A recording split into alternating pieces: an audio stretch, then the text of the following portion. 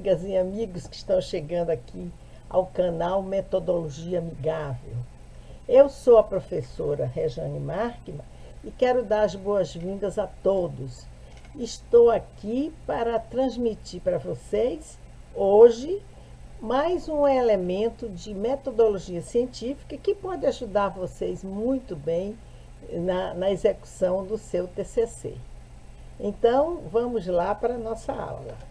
Nós vamos mostrar como deve ser feito a conclusão de um trabalho científico, e especificamente para vocês um TCC.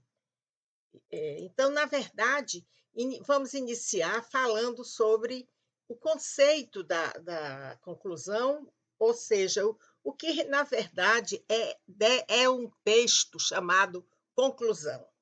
Ele é a última parte do trabalho científico, onde você coloca todas as suas ideias sobre a visão que você teve do objeto estudado através da pesquisa.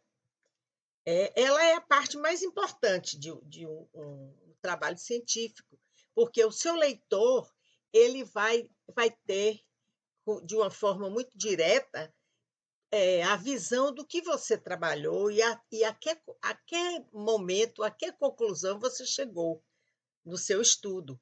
E, na verdade, tem que haver uma imbricação, uma relação muito estreita entre a introdução do seu trabalho e a conclusão. Por quê? Porque na introdução você apresenta para o leitor o que você vai estudar e coloca ali a sua tese, as suas perspectivas de estudo sobre aquele objeto, e na conclusão você vai mostrar para ele o que, na verdade, foi encontrado. Então, na verdade, se diz que se você puder simplesmente ler a introdução e a conclusão, você vai ter uma visão macroscópica, mas bem verídica, do trabalho que está ali descrito. Evidentemente que, se o leitor tiver interesse de se debruçar sobre tudo que foi analisado ali, ele vai ter que percorrer os outros capítulos. Mas, para uma visão bem direta, ele, apenas lendo a introdução e a conclusão, ele deve ter uma noção muito próxima do que foi trabalhado ali. Então, tem que prestar atenção nesse aspecto. Eu queria também dizer que esse texto ele é eminentemente pessoal, ou seja, é um texto que deve ser escrito pelo autor do trabalho, né, do TCC, utilizando as suas palavras, colocando os seus pensamentos, aquilo tudo que ele analisou sobre o objeto, pode trazer as evidências do que ele encontrou ali, e essas evidências serão exatamente as provas daquilo que o autor está dizendo. A outra coisa que vocês têm que atentar para fazer essa conclusão, um trabalho adequado, é exatamente o seguinte: primeiro, você, como na introdução colocou, você também tem que trazer aí qual era o seu objeto. Tem que descrever sumariamente as características desse objeto de estudo que foi enfatizado no trabalho. Outra coisa que também tem que ser trazida é exatamente a tese que você construiu sobre o objeto, né? Aquelas hipóteses que você estabeleceu com o conhecimento que você tinha a priorístico antes de fazer a sua pesquisa e que lhe dava visão do que você iria encontrar. Essa tese ela pode ter sido comprovada pelos dados da pesquisa, mas também poderá ter sido falseada, ou seja, você não conseguiu comprovar com as suas evidências aquilo que você tinha colocado naquele primeiro momento. Mas isso não importa, porque o importante é que você mostre para o seu leitor o que você encontrou, na verdade. As deduções do autor também não devem ser, vamos dizer, achismos. Ele não pode dizer que o que ele pensa é apenas a partir do seu sentimento. Tudo é feito a partir de uma análise científica baseada em dados fidedignos que foram colhidos numa pesquisa e que estão também expostos ali no corpo do trabalho. Entretanto, embora o seu texto seja um texto pessoal e original, ele também pode trazer as visões, os pensamentos da teoria que você considerou como marco teórico, ou seja, a visão de alguns autores que vão também referendar tudo aquilo que você encontrou, tudo aquilo que você está afirmando na sua conclusão.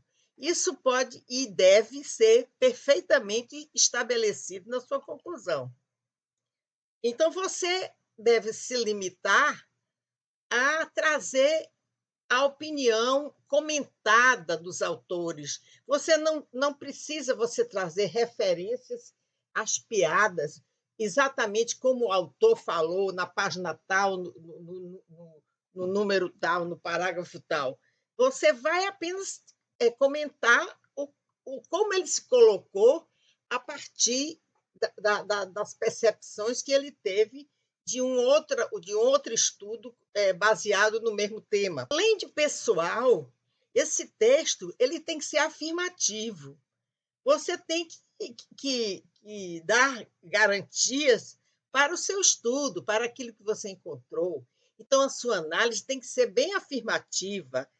E se você não tiver obtido a comprovação da sua tese, você poderá estabelecer uma nova teoria sobre aquele objeto, que o objeto se comporta a partir dessas condições, dessa maneira.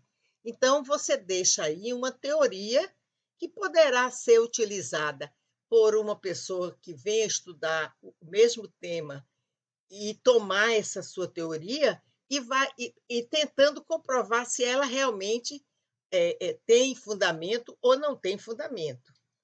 Você não pode querer que o que você estabeleceu como tese, como hipótese, possa estar representativamente colocado na sua pesquisa, na realidade do seu objeto. Então, na verdade, o importante é o estudo que você fez, é a análise que você estabeleceu, as deduções que você tirou dos dados que você colheu. A terceira perspectiva que vocês têm que pensar a nível da conclusão é a estrutura dessa conclusão. Como é que deve ser formalmente colocado esse texto? O elemento inicial, como eu já falei, que foi do seu trabalho, que foi a introdução, você colocou a descrição do objeto de estudo e você colocou a sua tese, né? Representada por hipóteses. Inclusive, eu vou fazer um vídeo somente sobre hipótese, mostrando como vocês devem construí-las de forma adequada. Na verdade, você ali, nessa estrutura do trabalho, além de você relembrar o seu objeto e relembrar a sua tese, né, trazendo as suas hipóteses, você também vai se referir aos dados que estão nos capítulos anteriores, descritos e analisados mais detalhadamente, para estabelecer as suas conclusões, as suas considerações finais. Então, a estrutura do texto é essa: objeto, tese, os dados, falar um pouco dos dados, afirmando se as hipóteses correspondem ao que você pensava ou não. Então, seriam as suas conclusões. E outra coisa, essas evidências que você traz, elas devem ser claramente descritas. Não pode deixar nada nebuloso. Você tem dados ali, se você fez, por exemplo, um estudo quantitativo, você terá números, você terá estatísticas para poder apresentar aí como evidências. Se você fez um estudo qualitativo, você vai trazer também, a partir das suas deduções, por que aqueles dados aparecem, em que circunstância aqueles dados aparecem. Então, tudo pode ser comprovação, certo? Você pode até trazer a palavra de alguém que foi entrevistado no seu estudo qualitativo, que possa referendar a percepção que você teve sobre como o objeto se comportava. Né? Então, isso também deve ser encontrado. E como eu já falei, a teoria que você estabeleceu como mais correta para realizar as suas análises, né, você pode trazer, mas sempre como um elemento de referência, não como um elemento principal de afirmação do que você está concluindo. Quem deve ter a palavra mais importante aí na conclusão é o autor do estudo, não são as impressões e as afirmações dos autores tomados como referência, certo? Então, como eu já falei, a sua conclusão, as suas considerações finais, elas virão como uma afirmação do que você encontrou que poderá ser positivo, mostrando que a sua tese inicial estava correta, e se não estiver, ela poderá trazer como consideração final a teoria que você estabelece a partir do que você encontrou. E isso é também muito importante, tão importante quanto você ter conseguido, através das suas evidências, comprovar as suas hipóteses, porque deixam um gancho, deixam um link para que outras pessoas tomem o seu trabalho como referência e possam desenvolver o seu próprio trabalho a partir dessa teoria que você deixa aí para ser examinada.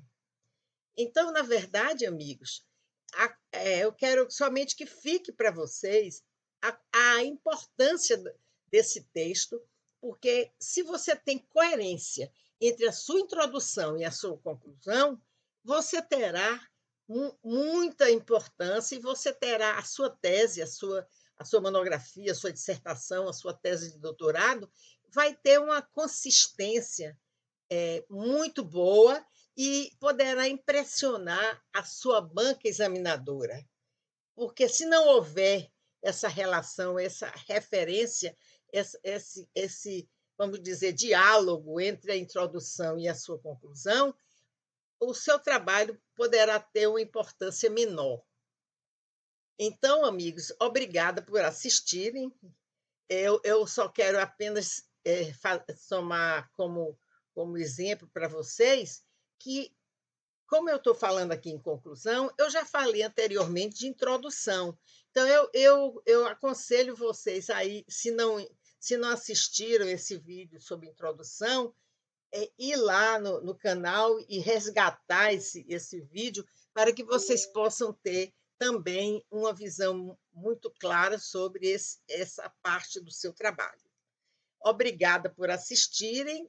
Gostaria muito que vocês dessem um like aqui para mim e se inscrevessem no canal, se é que não são ainda inscritos, e também seria muito importante que vocês fizessem um comentário ou vocês compartilhassem esse vídeo com os seus amigos, com seus colegas de faculdade, com as pessoas que também têm necessidade de realizar o seu TCC.